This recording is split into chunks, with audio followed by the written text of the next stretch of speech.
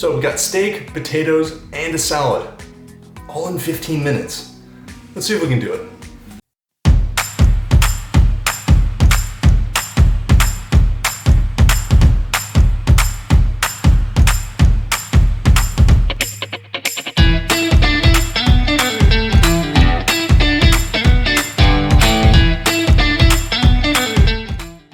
Hey folks, welcome back to another episode of Tommy vs. Time. Guys, in this one we are going to be making a beef chimichurri with a bit of potatoes and a nice salad. Now guys, if you have been following the series, you know that we've been using, for now, Jamie Oliver's 15-minute meals. It's a recipe book that I had around the house, and I really wanted to explore this idea that you can actually make all of these meals in the allotted amount of time. So of course, in this case, it's 15-minute meals. I think there's a few other books that have, 30 minutes or 45 minutes. We'll be testing those in the future. And by the way, leave a comment down below if you have any suggestions, because I'm all ears. Anyways, if you've been following any of the videos on this channel, and especially this Tommy vs. Time series, you will know that 15-minute meals are a challenge. We've only actually, I believe, at this point, I think this is what, video 12 now, episode 12 of the series, we've only actually had 2 of these videos come through in under 15 minutes. Now, that being said, guys, I am a little bit more hopeful for today's recipe because it is something I'm a little more familiar with. Beef, chimichurri, potatoes, a salad. It doesn't sound too complicated. I'm pretty hopeful, like I said, that we can put this together in 15 minutes. So for those of you that are new to the channel, the way we basically grade this out, guys, is on 4 separate categories. Now, the first one, of course, is time. So did we do it in the amount of time that was required? The second one is going to be taste, followed by ease of use, and then, of course, well, cost. We want to know how much of this costs, because there's no point making something super fast if it's also super expensive. So we're really about kind of making this efficient, but sort of affordable at the same time. So guys, if you are new to the channel or you're a return viewer, by all means, please feel free to hit that like, subscribe, or the little sort of dinner bell thingy there, because it'll let you know when our next video is up. And of course, that helps the channel out tremendously. So I do appreciate if you guys can do that for me. So guys, with that being said, let's jump into the ingredients. But before that, as always, B-roll.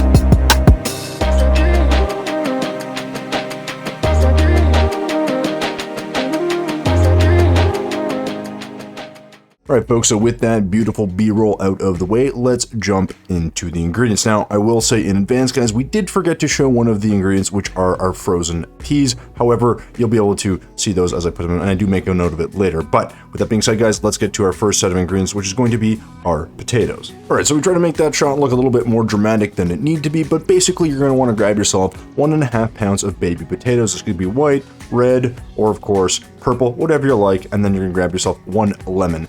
Now guys, with the lemon, we're gonna do something a little bit weird, but this goes all in the potato salad and actually works pretty well. To that, you're gonna wanna add some fresh dill, which you just need about a handful of. So it's time to move on to the main event, and that is our beef. Now here we're going with 2 8 to 10 ounce sirloin steaks. You could use any beef you really want, so long as it's tender, so a hanger, a flank steak, anything like that will do okay, but this is pretty easy. It's not necessarily the most economical, guys, but it is something that kind of cooks up quick and has a nice, easy tenderness to keep throughout. So pick a meat of your choice, but here we're going with 8 to 10 ounces of wonderful sirloin.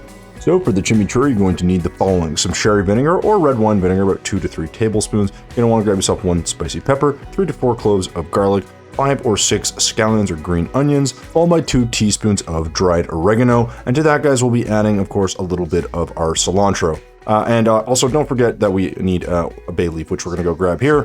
1 bay leaf, ideally fresh. In this case, I only had a dry one, but grab yourself a bay leaf. You can just crumble that into the blender with everything else. So that's our chimichurri done. Let's move to the salad. So obviously for a salad, you're going to need some lettuce. So in this case, we have taken out some iceberg lettuce. Just 1 head will do, along with some tomatoes that we dropped dramatically and now need to pick up. So once you've picked up the mess you've made, grab yourself some tomatoes, about a pound or so of cherry tomatoes in this case, but you can use any tomato you like if you want to cut it up. This is just easier because it's a bit faster. So with your tomatoes accounted for, we're just going to quickly move those off to the side before showing off some wonderful fresh mint. And for the mint, you're going to want to grab yourself a handful of fresh mint leaves, followed by some freshly sprouted cress or microgreens of your choice. I think here we're using some baby arugula, but I can't remember, but just find yourself something that looks like this.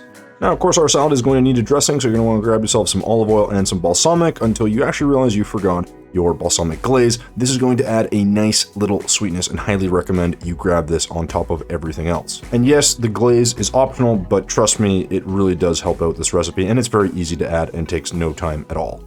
Finally, to top our salad, we're going to want to go ahead and grab some Parmesan cheese. This is going to add a nice salty and sharp flavor to the top of this, and it just looks pretty as well. And we're going to get this in nice shaped chunks. So with all the ingredients covered, let's go ahead and set ourselves a timer like so, and let's get started. So as with all of Jamie Oliver's recipes from this cookbook, we already have water on the boil. So we're going to go ahead and move that over so you guys can see what we're going to do next. And this is where it gets a little bit weird. So we're going to go ahead and throw an entire lemon into our already boiling water. And I know this seems odd, guys, but it's part of the recipe. We're going to throw our potatoes in next, and then we're going to put this back on the boil until the potatoes are softened. It's about 10 or 12 minutes. With our potatoes back on the boil, it is time to move to our beef. So go ahead and grab your beautiful pieces of sirloin here. We're going to obviously want to season these quite generously with some salt and some pepper. Just make sure you do it on both sides. And again, guys, be generous with your seasonings here because we do want that to penetrate. We are going to sear it, but you want to have enough seasoning to really cover your bases. So with both sides of our beautiful sirloin seasoned, we're going to go ahead and move on to the stovetop, guys, where we have a cast iron pan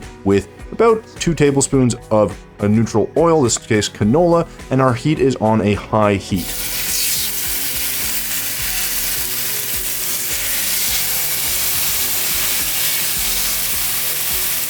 And as you can hear, we have a nice sizzle. We're going to let that go for 3 or 4 minutes until you have a nice crust like this, and we'll go ahead and give that a quick flip, or in this case, a very slow one. So while our beef is cooking, we're going to go back and continue to prep our ingredients. We're going to start with our garlic. You're just going to want to quickly smash these to release them from their little shell here. And this is all going to go into a blender, guys, to make our chimichurri. So don't worry too much. Just peel off the outer kind of paper here and you will be good to go. Next, you want to grab your scallions. And since this is also going in the blender, you're going to want to just top and tail these and then cut these into thirds. Again, we're doing rough chops here because this saves us a little bit of time. As you can see, we have nice big chunks. So just move that to the side and we're going to move to our spicy pepper. Again, we're only going to use one here, seeds included. Just give that a quick chop and that will also go into the blender along with a big helping of our cilantro. Again, a rough chop is all you need, and really you could argue you don't even need that because there's the blender. And into it will go all of our ingredients, starting with our 4 cloves of garlic, our spicy pepper, our roughly chopped scallions, and of course, a big helping of our cilantro. To that, we're going to add our 2 tablespoons or so of oregano. You can add a little bit more or a little bit less, but don't miss like I did. And finally, don't forget to add your bay leaf, ideally a fresh one, but in this case, a dry one works just fine. With all our herbs and aromatics in there, it's time to add our 2 to 3 tablespoons of vinegar. Again, you can use a red wine vinegar, but all I had was sherry. And then we're going to add a little bit of olive oil, about 2 tablespoons or so, just to kind of let this be a little bit more viscous and a little bit more, tasty. With all the ingredients in the pot, just pop the lid on, go ahead and whiz that up, and you should have something that looks delicious and, well, like chimichurri. And guys, this smells amazing. It's got a nice acidic note to it, and just has a beautiful color as well. It's going to be an excellent topper for our steak. So with the chimichurri done, move that to the side, and then go ahead and grab your lettuce, chop that up into something that looks a little bit like this, and then put it on a plate before going ahead and quickly chopping up all those tomatoes. Now, again, you guys, you could get away with not chopping these in half. It would save you a bit of time, but I just like that, you just gotta see them in half. It just looks better. And speaking of things that look good, our microgreens are gonna look excellent on the salad. So go ahead and sprinkle those on generously onto the salad before sprinkling on about 4 or 5 ounces of your now thawed peas. Now it's time to add a shot of saltiness, and we're gonna go ahead and grab our nicely shaved Parmesan cheese and quickly sprinkle that and crumble it all over this wonderful looking salad. So with that done, our salad is ready to be dressed. And of course, we're going to start with about 2 to 3 tablespoons of olive oil, but you can of course use a little more if you'd like, followed by about 2 to 3 tablespoons of balsamic vinegar, and finally drizzling over some beautiful dark and sweet balsamic glaze. So with that done, our salad is all dressed up and ready for the table. However, we have some potatoes we got to deal with, so we're going to go ahead and go deal with those now. So once you've drained your potatoes, you're going to go ahead and grab your now very squishy lemon and give that a quick squeeze, and you'll see it kind of burst all of that juiciness comes out. It's very acidic, guys, but at the same time, it's kind of got a sweet note to it as well. And it's just an easy technique to get all this in, and the seeds even disintegrate as well. So go ahead and give that a squeeze, put that to the side, and then grab yourself some olive oil. You just want to add a little bit, about 1 or 2 tablespoons here is fine. And then we're going to go ahead and season with some salt and a few twists on the old pepper mill. Finally, you're going to go ahead and add some of your freshly chopped dill, and then you'll have a nice, beautiful, sort of warm potato salad. So go ahead and give that a quick stir. Make sure you incorporate all that salt, pepper, and dill on each and every potato. Make sure it's well coated. And there you go, guys. You've got your second item done. So put that to the side, and let's go take care of the steak, which looks amazing. Now, I know it doesn't quite have the right color because of the camera, but this is super tender and juicy, guys. It came out really good.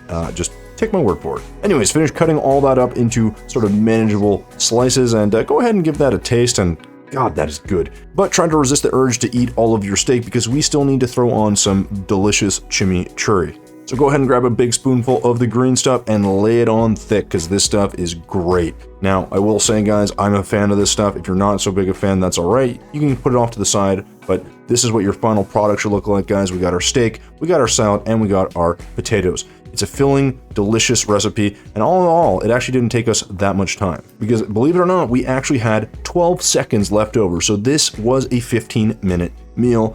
I'm impressed. I can't say anything else. I'm just impressed. This is a meal that definitely comes together quickly, guys. It's delicious, it looks pretty beautiful, and on top of that, you could share. I'm not saying you're going to want to share, but it's a recommendation. Now, of course, as I say that, I'm going to go ahead and not share this plate of food with you while I tell you about all the scoring. So as you guys know, I like to rate this on 4 separate categories: taste, ease of use, cost, and of course, the time. Now, guys, in this case, when it comes down to the overall taste, I'm going to give this an 8 out of 10. I mean, the steak was great. The salad itself was actually fairly solid, although I will say that the peas didn't really need to be included. I understand that it pairs well with the mint, but I feel like you probably just could have eliminated that or maybe added some other kind of green or vegetable. I don't know. I just didn't think it really made a lot of sense. Additionally, I thought the lemon squeezing technique would have been kind of gross for some reason, but it actually worked out really well for the potatoes. And of course, guys, chimichurri is just excellent. I mean, you can't really go wrong with it. It's spicy, it's acidic, has a nice bright herbaceous flavor, and it goes really well on steak. This naturally brings us to ease of use. Now, as you may have seen, there wasn't a lot going on here. It wasn't very complicated. We had to sear a steak, boil some water, and of course, chop a few ingredients, and maybe blitz up a few things like garlic and some scallions, and all of our wonderful herbs and spices to make our chimichurri. We even had a lemon that we boiled to make efficiency as high as possible. So guys, this gets a 9 out of 10. We hit all the kind of marks of something that's simple. We hit all the marks for something that you would expect most people to be able to do, and I just think it's something that's very accessible. Now, while easy techniques might make this dish accessible, high cost might make it prohibitive for some people. Now, guys, luckily in this case, this wasn't as bad as I would have thought. This actually rolled out to $5.79 per plate. Now, I would say here that we could maybe make this a bit cheaper by using a different cut of meat. I don't think striploin necessarily is the best cut. We could have used flank steak or hanger steak or skirt steak or something along those lines that have good flavor and are quite tender and often a little bit cheaper. That being said, though, at $5.79, I am going to give this a 7 out of 10 just because the meal is quite filling and quite robust, and also because I really do think that we could replace the sirloin with something else. So I'm not going to give it a 6, 7 out of 10. And finally, that brings us to the measure of time, which, as you saw, we passed. I'm actually a bit surprised because there were a number of little steps to do and a lot of different ingredients, but we passed. We had 12 whole seconds to spare, which, is pretty good. So overall, guys, this gets a 24 out of a possible 30. Obviously, we do time on a pass-fail grid. So solid score, really tasty meal, and something I definitely recommend you try. Another thing I recommend is breathing while eating, because my God, did I inhale this thing.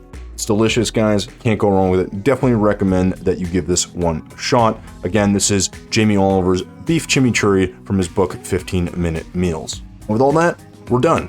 I hope you guys enjoyed the video. As always, guys, thumbs if you liked it, subs if you loved it. We will see you in the next one.